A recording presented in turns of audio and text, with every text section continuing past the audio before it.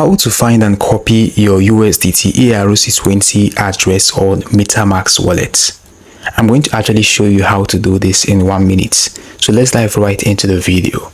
So looking right here is the home page of my Metamask Wallet. So in order for you to actually find and copy your USDT ERC wallet address, this is what you simply need to do. You need to go right here on the home page like this. You can see popular network right here. You can see Ethereum, you can see USDT. You need to go ahead and click on USDT. So when you click on USDT, looking here on at the top of the screen, you can see where it says USDT Ethereum mainnet, which actually means that this wallet address is on ERC20. So in order for you to actually copy this wallet address, this is what you simply need to do.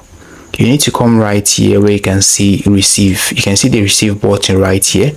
Clicking on the receive button, you're going to see where it says copy address.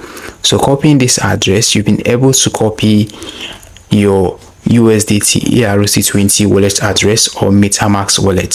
So this is how simple it is to find and copy your USDT ERC20 address on Metamask wallet. Hope you found this video helpful. Now for more tutorials like this, hit the subscribe button.